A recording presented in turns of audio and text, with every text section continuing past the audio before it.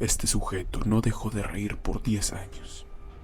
Comía riendo, cagaba riendo, hasta dormía, aunque intermitentemente despertando más o menos cada hora para reír. En el caso de alguno de mis colegas, él era la única parte entretenida de sus días, pero a mí me aterrorizaba. Esto probablemente se debía a que yo era el nuevo, el técnico psiquiátrico novato que aún creía que podía marcar la diferencia. La mayoría de los técnicos psiquiátricos perdían su barómetro de compasión después de un tiempo. Al final, un paciente que pasa cada minuto del día riendo ya no es perturbador porque te parece inofensivo. También me aterraba porque, aunque alguna razón inexplicable, había algo que me parecía familiar en él. Hasta el día de hoy, mi familia aún no entiende exactamente de qué trata mi rol como técnico psiquiátrico. Es simple: evitar que los locos maten a otros o a sí mismos. Pero ¿qué es lo que hacía todo el día?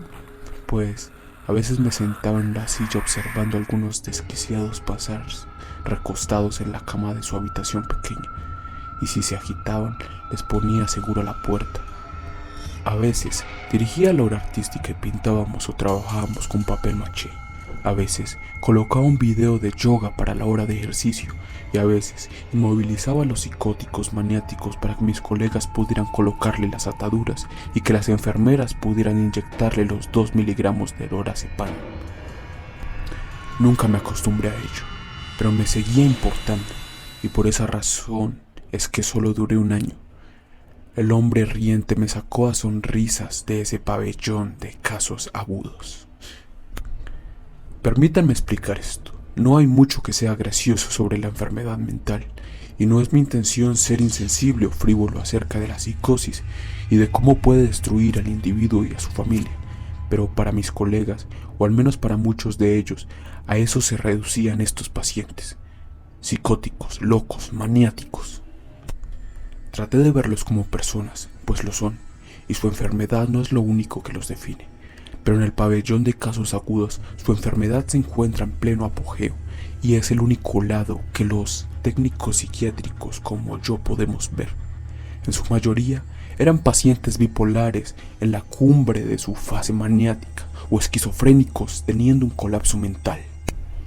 El sujeto riente, a quien llamaré Aaron, era un esquizofrénico de 50 y pocos años, con una forma típica de catatonia.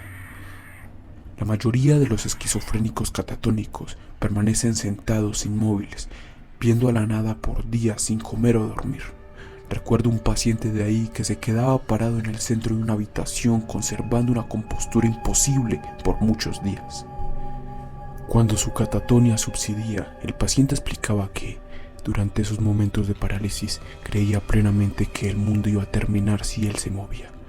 Pero en el caso de Aaron, según me explicó su psiquiatra, algunos catatónicos no se quedan inmóviles, sino que perpetúan movimientos o acciones repetitivas y sin propósito, y la expresión catatónica de Aaron era reír sin parar. Aaron había estado entrando y saliendo del pabellón psiquiátrico por años, alternando entre el hospital psiquiátrico estatal y el hospital local, pues había en algunas estipulaciones legales que no le permitían quedarse un largo plazo en un solo centro. Más adelante descubrí que se debía a que ningún centro podía aguantar su risa por más de un mes. Cuando empecé mi trabajo, Aaron ya había pasado en ese pabellón psiquiátrico por más de 3 meses, pero, según los técnicos psiquiátricos más veteranos, se había estado riendo de esa forma por 10 años. Como mencioné, a la mayoría de los técnicos psiquiátricos les parecía entretenido, y más de una vez vi a uno de los técnicos poniendo sus brazos alrededor de Aaron, riéndose con él, burlándose de la manera en la que su risa aguda, casi chirriante, ahogaba nerviosamente cualquier otra conversación en la habitación. Pero Aaron no les hacía caso cuando hacían eso. Sus ojos miraban directamente a través de cualquiera que lo viera, y no dejaba de dar vueltas cuando un técnico trataba de agarrarlo, como si hubiese un motor dentro de él que nunca se apagaba.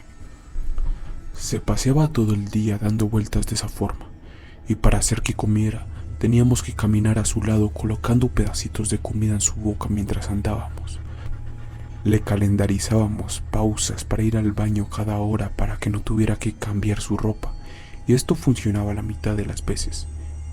En todo momento se reía con su risa frenética y penetrante. Me gratinaba los oídos.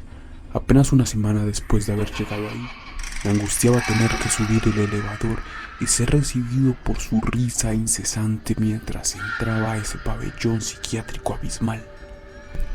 Aaron no fue el paciente más atemorizante que tuve ese año. Oh, las historias que podría contar. Pero quizá fue el año más extraño, incluso el más trágico y ciertamente el más personal. Tenía entendido que la mayoría de los catatónicos cultivaban una esquizofrenia degenerativa hasta que simplemente colapsaban. Pero me mataba a ver que ese sujeto simplemente se había comenzado a reír y nadie sabía por qué. Antes de que renunciara, le pregunté a casi todos sobre la historia de Aaron y nadie la conocía. Hasta que conocí al Dr. Greenwald, un psiquiatra de antaño que no había trabajado en hospitales en años. Había oído anécdotas acerca de ese doctor y, por lo que pude deducir, era un hombre amable y muy estimado que amaba su trabajo, que no juzgaba a estos pacientes atormentándolos. El Dr. Greenwald probablemente fue mi inspiración más grande para convertirme en un especialista de la salud, y hasta este día aún recuerdo la compasión que le demostraba a sus pacientes. Las enfermeras más viejas lo amaban, y cuando descubrieron que se iba a tomar un descanso de su clínica privada para hacer rondas ocasionales en el pabellón de casos agudos, todos estaban emocionados. Conocer al Dr. Greenwald incluso superó mis expectativas, y admiro cómo valoraba cada interacción, preocupándose genuinamente por cada persona frente a él, hasta de los técnicos psiquiátricos insignificantes como yo. Una noche, algunas semanas antes de que renunciara, vi al doctor saliendo de la habitación de Aaron después de una evaluación, y tuve la sensación de que él tendría las respuestas acerca de Aaron, respuestas acerca de cómo había llegado a ser de la manera que era. Gentilmente me lo contó. Hay muchas cosas que he visto en mi carrera en medicina que no tienen mucho sentido, muchas cosas que me incomodan hasta el día presente. La situación de Aaron es otro caso más de este apartado. Nunca olvidaré su historia. La primera vez que el Dr. Greenwald conoció a Aaron en el hospital, reconoció unas cuantas cosas. Aaron era un sujeto afable y cariñoso, el cual, como era de esperar, amaba reír y hacer reír a los demás.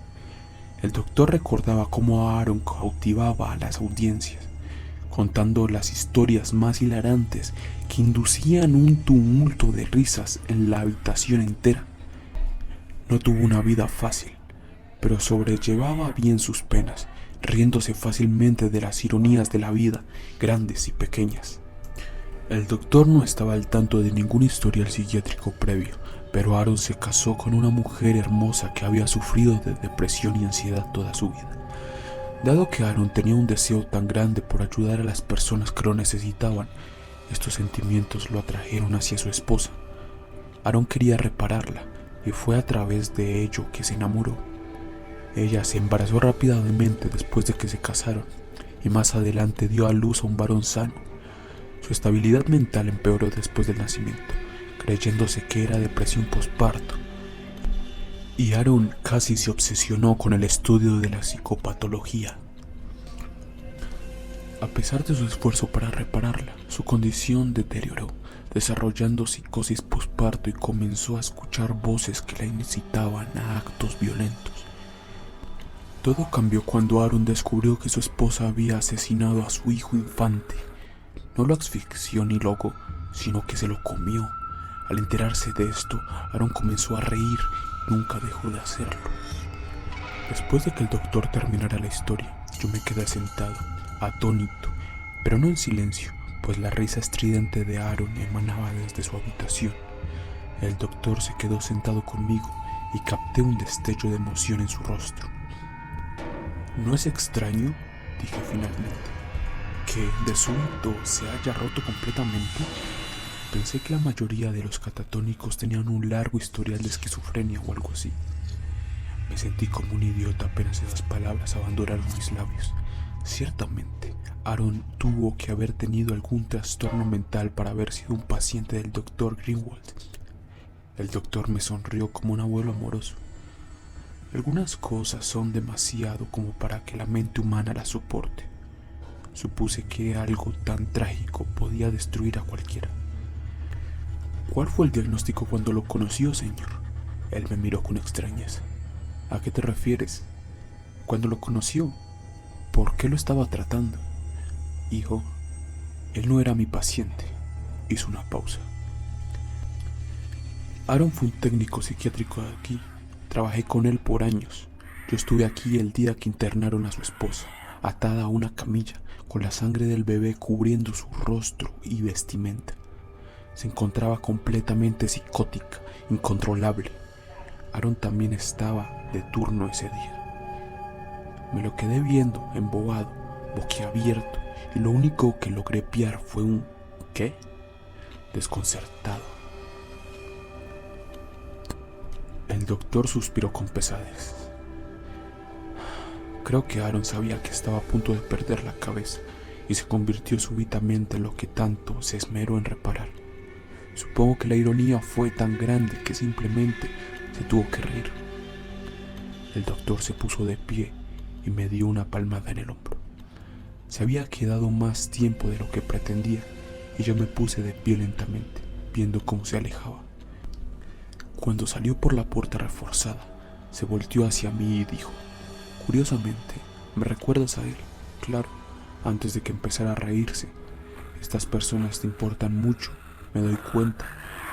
Tienen suerte de tenerte.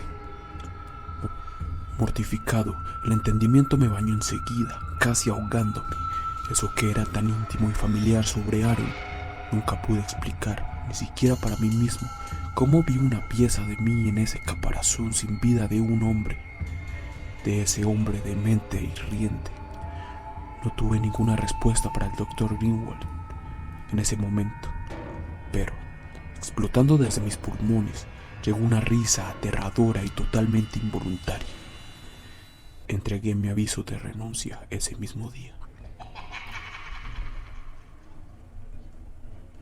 Si el video te gustó, dale me gusta. Te invito a ver el resto de mi canal y a suscribirte si es de tu agrado. En él podrás encontrar narraciones de historias de terror, misterios y muchos más temas intrigantes. Y recuerda, nuestra mente es nuestro mayor enemigo. Hasta la próxima.